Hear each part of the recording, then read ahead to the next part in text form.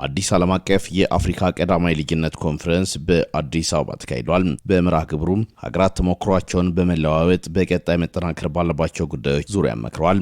በኢትዮጵያም መርሃ ግብሩ በአዲስ አበባ ከተማ አስተዳደር በተጠናከረና በተቀናጀ መልኩ እየተከናወነ እንደሆነ የገለጹት የኢፌዴሪ ምክትል ጠቅላይ ሚኒስትሩ ተመስገን ጥሩነህ ይህን ተሞክሮም በመላው ሀገሪቱ ለማስፋት መንግስት ቁርጠኛ ስለመሆኑ ተናግረዋል። መንግስት ብልጽግናን ለማረጋገጥ እነዚህን ጥረቶች በመላ ሀገሪቱ ለማስፋት ሙሉ ቁርጠኝነት አለው። በአንድ በኩል የትምህርት ቤቶች ደረጃ በማሻሻል በሌላ በኩል የተማሪዎችን ምገባ በማስፋፋት ከዚህ በተጨማሪ ልጆች በአካልና በመንፈስ የሚጎለብቱባቸው የስፖርትና የመዝናኛ ቦታዎች በየመንደሩ በመገንባት አስፈላጊውን በጀት በመመደብ ያስፈጽማል። ወጪው ትውልድ ጤናማ ብቁና ውጤታማ እንዲሆን ያስችለናል የሚል ሙሉ እምነት ይዟል። በኢትዮጵያ መርሃ ግብሩን አህዱ ብሎ መተግበር የጀመረው የአዲስ አበባ ከተማ አስተዳደር ከተማዋን ለህፃናት እድገት ምቹ ማድረግን መርሆ አድርጎ ወደ ተግባር መግባቱን ዶክተር ዘላለም ሙላቱም የአዲስ አበባ ከተማ አስተዳደር ትምህርት ቢሮ ኃላፊ ነግረውናል። አዲስ አበባን ህፃናትን ለማሳደግ ምቹና ተመራጭ አፍሪካዊት ከተማ እናረጋታለን የሚለው ስሎጋን ወይም ቪዥን እንደ ሌጋሲ ወስደን በተለያየ ኢኒሼቲቮች ወደ ተግባር ተገብቷል ማለት ነው። እኔ የምመራው ቢሮ የቅድመ አንደኛ ደረጃን ትምህርት ቤቶችን ትራንስፎርም ማድረግ በሚል አንዱ ኢኒሼቲቭ ዛሬ ፕሬዘንቴሽናችን እዚህ ላይ ይሆናል ማለት ነው።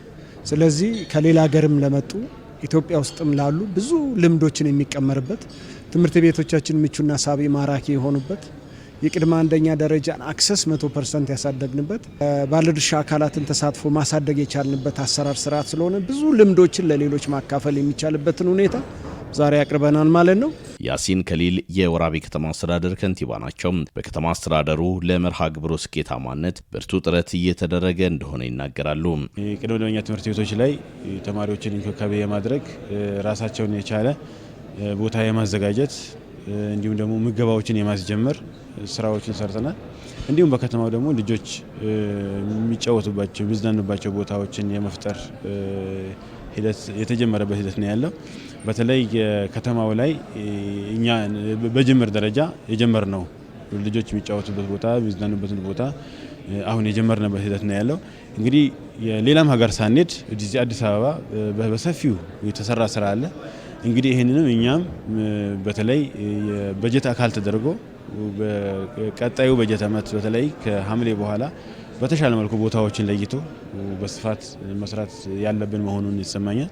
ትውልድ ላይ መስራት የሀገርን ህልውና በጽኑ መሰረት ላይ ማስቀጠል ነው የሚሉት የድሬዳዋ ከተማ አስተዳደር ከተማ ልማትና ኮንስትራክሽን ቢሮ ኃላፊው የማጅ አብደላ ናቸው። ይህን ገቢራዊ ለማድረግ ደግሞ በከተማ አስተዳደሩ ጅምር ስራዎች መኖራቸውን ገልጸዋል።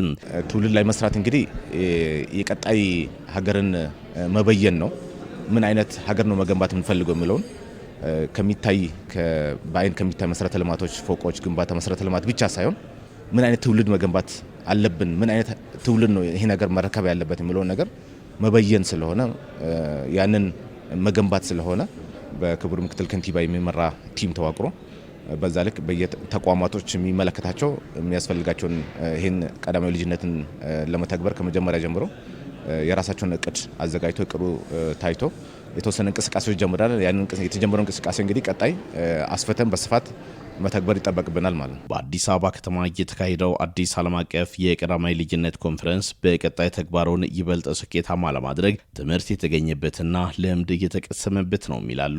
በቀጣይም ማየት የሚፈልግ መማር የሚፈልግ በተለይ ቅድመ አንደኛ ደረጃ ትምህርት ለመማር ማስተማር ሁሉ የተማሪዎችን የመማር ብቃት በማሳደግ የመማር ዝግጁነትን በማረጋገጥ ሂደት ውስጥ ሚናው እጅግ በጣም ግዙፍ ስለሆነ በልምዳችን ባደረግነው ርብርብ ያየነውና የወሰድናቸው ልምዶች አሉ። በዚህ ውስጥ ለእናቶችና ለሕፃናት ትኩረት መስጠት ለሀገር እድገትና ብልጽግና ወሳኝ መሆኑን ተረድተናል። ሌላውን በትኩረት እንዲሰራበት እንጋብዛለን። እንግዲህ እዚህ የተለያዩ ሀገራትም ሰዎች መጥተው አንድ ላይ በዚህ ጉዳይ ላይ ዲስከስ እየተደረገ ነው ያለው። እንግዲህ በዚህ ውይይት በርካታ ነገሮችን የወሰንበት ሂደት ነው ያለው።